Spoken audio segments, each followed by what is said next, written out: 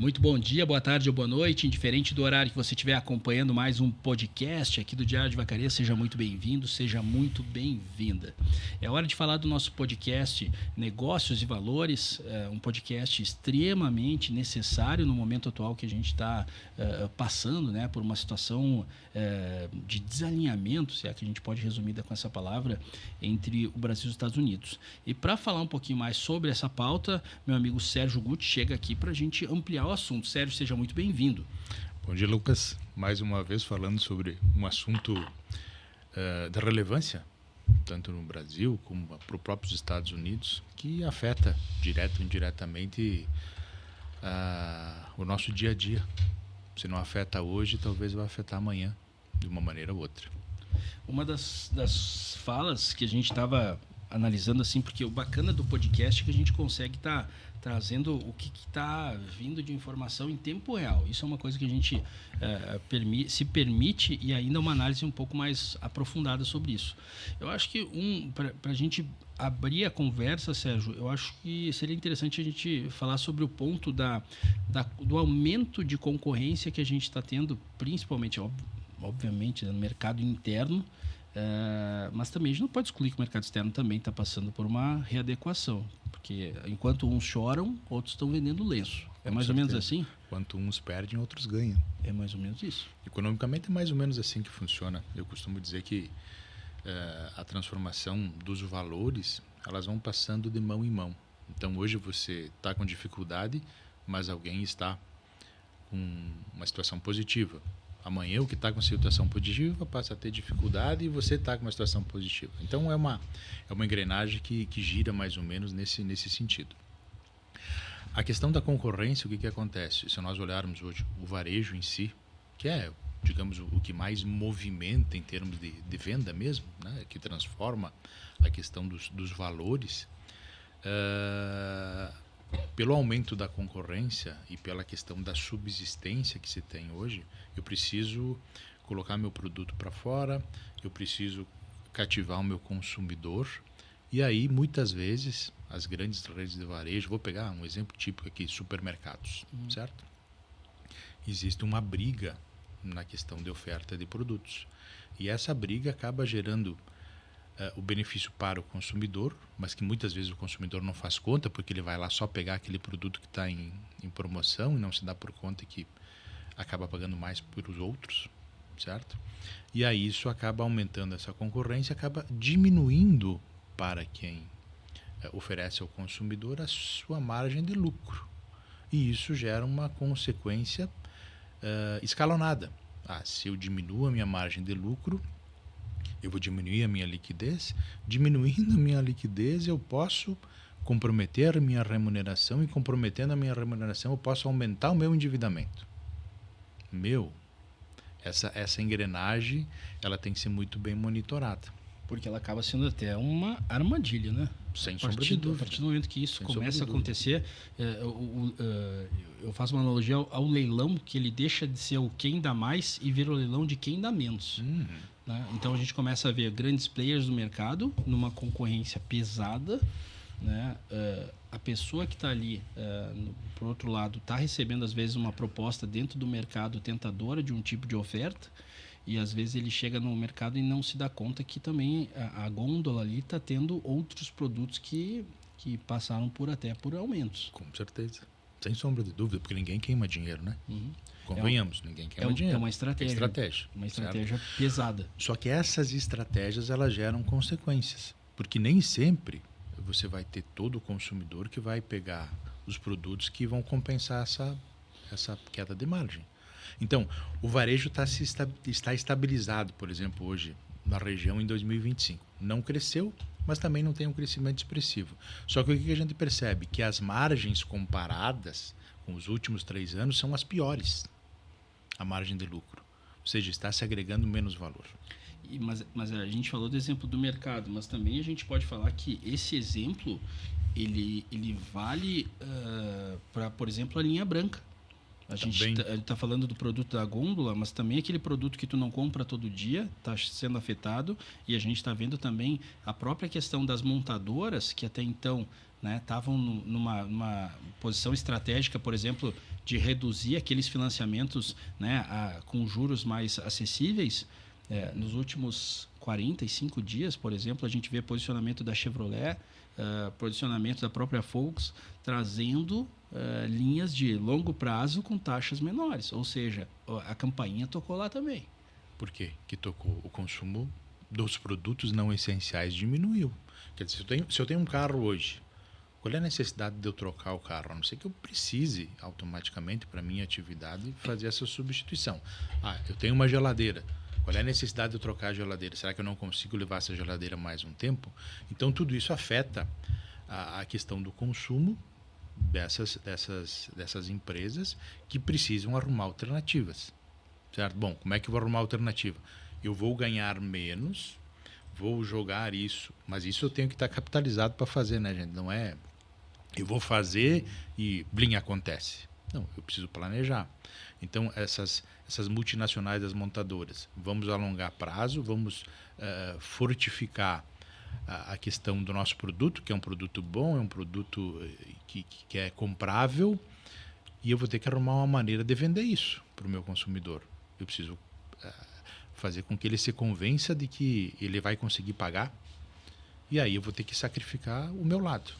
Um ponto interessante a gente falar sobre isso, até antes de a gente falar sobre a questão de endividamento, dentro dessa engrenagem que as próprias montadoras fazem, fazendo uma analogia, até um pouco para o agro, muitas vezes quando o próprio produtor ele acaba fazendo uma compra, muitas vezes ele olha para o resultado da operação no final, né? Pô, quando eu for fazer aquele contrato, quando eu vou fechar aquele contrato.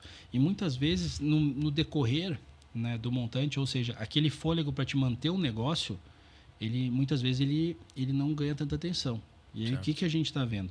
Que às vezes, por mais que tu enxergue lá na frente que tu vai receber um montante expressivo, tu precisa ter fôlego para chegar até lá.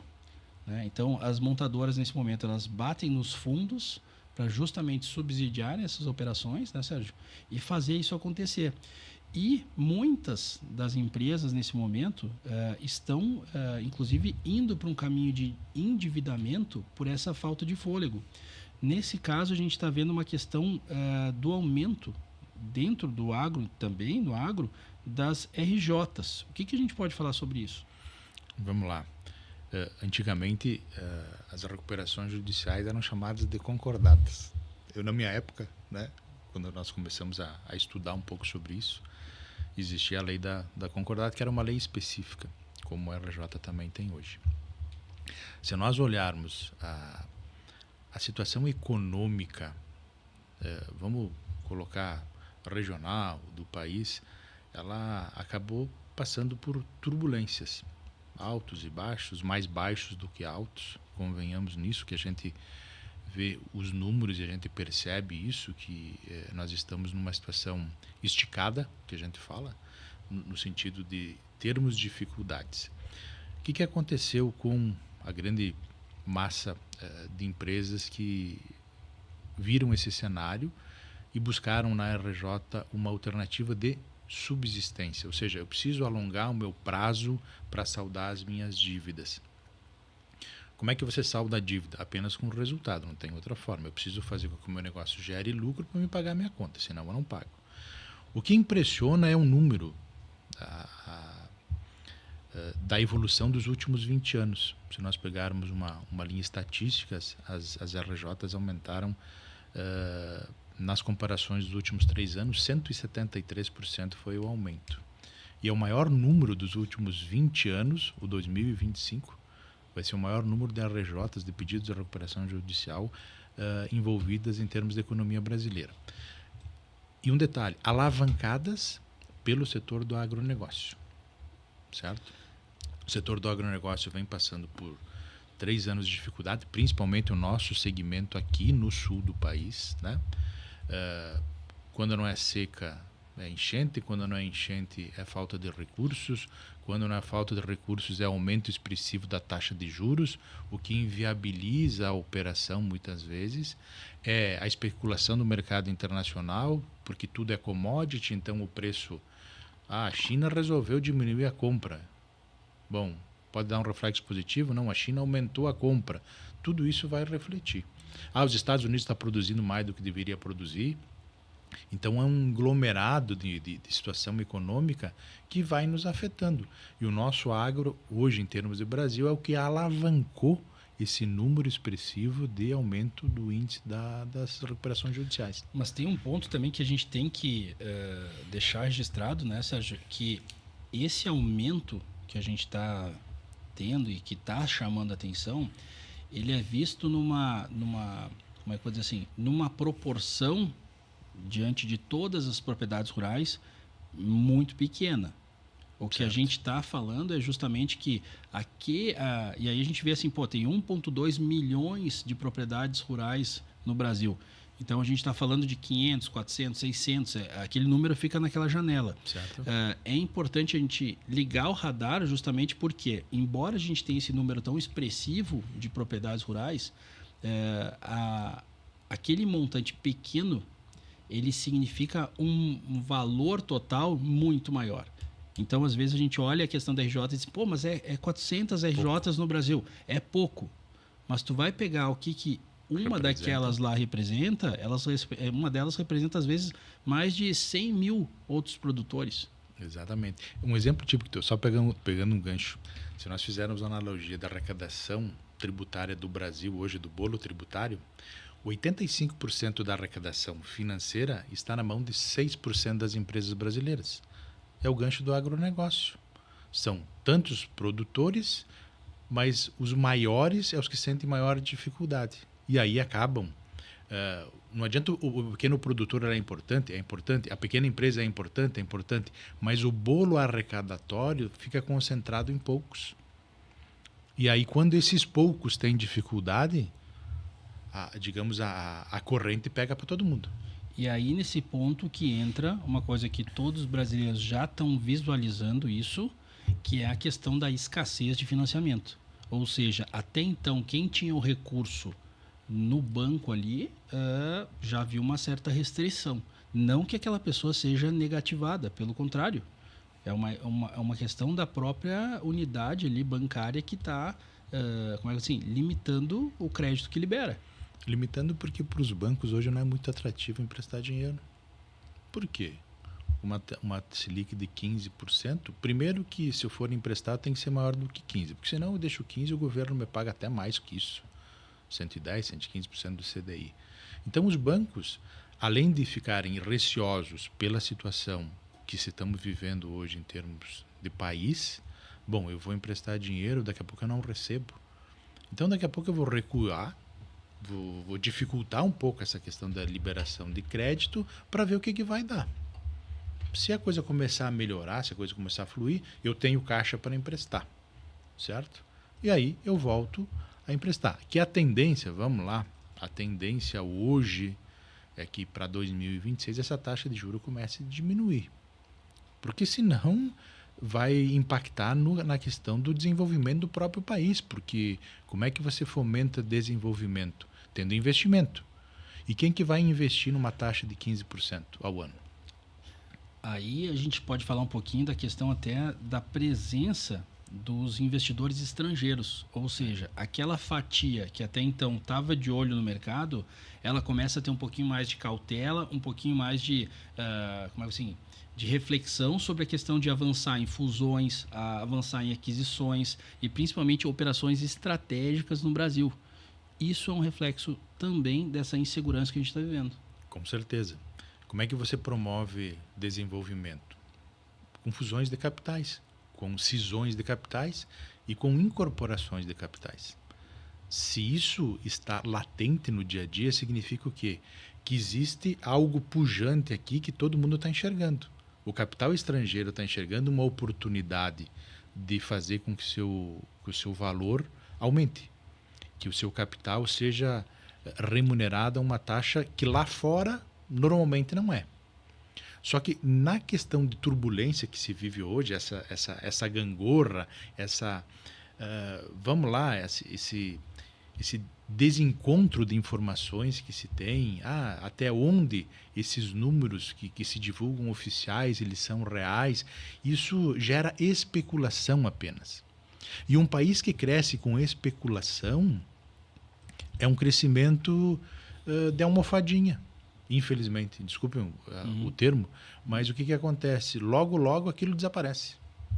Tem um ponto importante aí que a gente fala de fusão, fala de aquisição do mercado externo olhando para o Brasil, mas tem o lado de que empresas, nesse momento, como estratégia até de gestão de custos, acabam olhando para o mercado interno.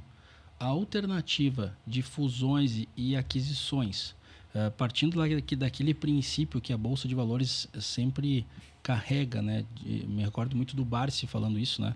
Que ele diz assim: compramos ao som dos canhões e vendemos ao som dos violinos. Para os ouvidos. Exatamente, né? Então, esse momento que a gente está vivendo no Brasil, ele acaba se tornando também um momento para, estrategicamente, algumas empresas encontrarem a subsistência nas aquisições, outras empresas não em aquisições, mas em collabs, em junções. Isso acaba sendo uma alternativa ao mercado interno? Sem sombra de dúvidas. Imagine o seguinte: nós dois temos uma empresa. Mesmo que nós sejamos concorrentes, nós temos as mesmas dificuldades. Mas daqui a pouco a gente pensa numa alternativa, né? Quem sabe nós criamos entre nós uma joint venture interna aqui, né? Vamos trocar operações aqui, vamos fazer uma ligação de produtos que a gente possa fomentar uma venda, arrumar uma estratégia diferente. Então, isso faz parte da estratégia. É uma maneira de você arrumar soluções para um problema que... Vamos lá, vamos puxar de novo da questão do tarifaço. Que o problema que nós estamos tendo, nós podemos arrumar uma solução interna. Fazendo uma parceria, fazendo uma fusão, criando uma nova empresa com interesses mútuos, buscando um novo mercado. Vem cá, por que eu vou te puxar o tapete? Daqui a pouco a gente anda no mesmo tapete. Não precisa... vamos somar e não vamos desagregar. Então, essas estratégias, elas precisam ser desejadas, né? Porque tem muita questão de ego também. Mas eu vejo que o ego, quando você fala em resultado, ele tem que desaparecer, sem sombra de dúvidas. Sérgio, é importante a gente trazer um tema atual, que na próxima semana, quando a gente vier fazer um registro aqui, a gente pode dizer assim, pô, mas isso mudou. A gente teve uma sinalização ontem, né, dia 13, pessoal, que o governo apresentou um plano chamado de Brasil Soberano, e nesse plano o governo sinalizou com uma saída de 30 bilhões de reais, né, um montante expressivo para quem tem acompanhado aí a movimentação econômica do país. Começa, inclusive, a olhar com bastante atenção essa movimentação, porque, primeira coisa, a gente já vê que a gente está diante de um PIB baixo comparado com outros anos, né? Mas que sinaliza que o governo está gastando bastante. E aí a gente vê um número de 30 bilhões. O que dá para a gente... não dá para a gente chegar num número, numa informação final sobre isso, eu imagino, Sérgio. Mas o que a gente enxerga ao redor dessa fala? O que eu vejo? Como é que o governo vai arrumar 30 bilhões para colocar nas empresas afetadas pela questão do tarifaço?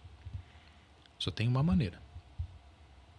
Crescimento não vai ser, porque o Brasil, o PIB está estagnado, certo? Alguns segmentos têm um diferencial, mas no contexto geral, o nosso PIB vai crescer muito pouco, oficialmente.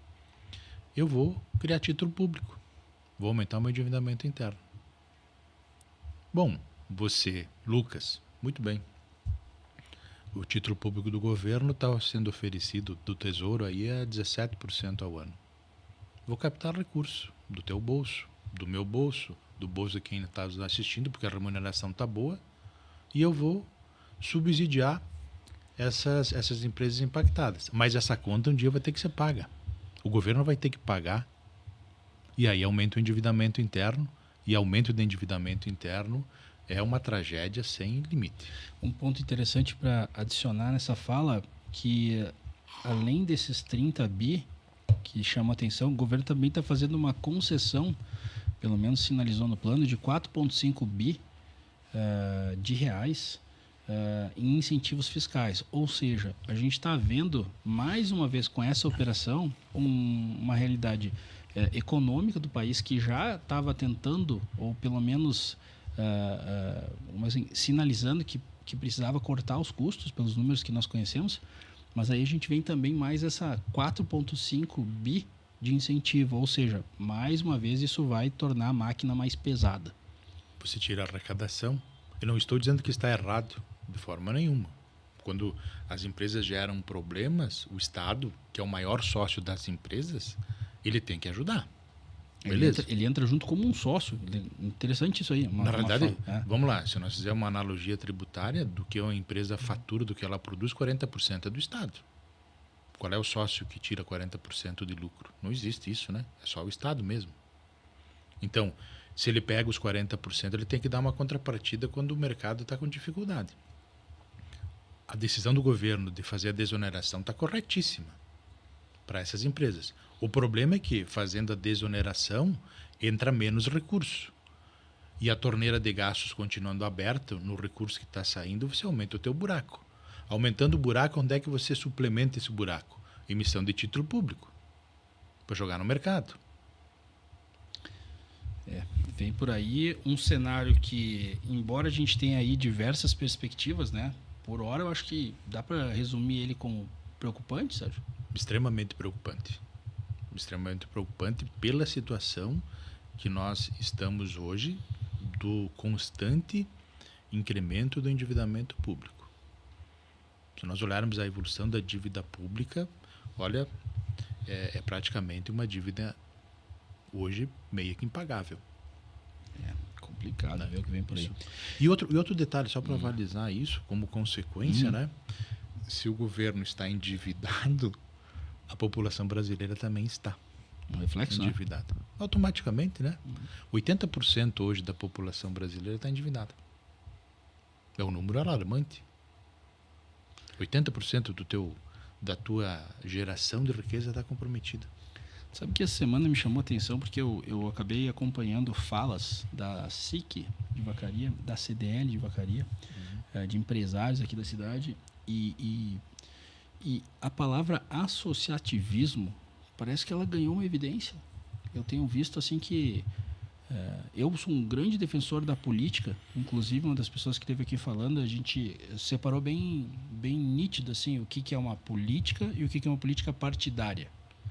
A política no sentido desse relacionamento construtivo, relacionamento de exposição de ideias, de buscar, assim, de se buscar um direcionador para ter um objetivo em comum, ela é muito saudável, né? A parte da política partidária, ela envolve vários outros fatores que a gente analisaria à parte, mas essa política, ela está na via do associativismo, tem se mostrado uma alternativa, Sérgio. Positiva.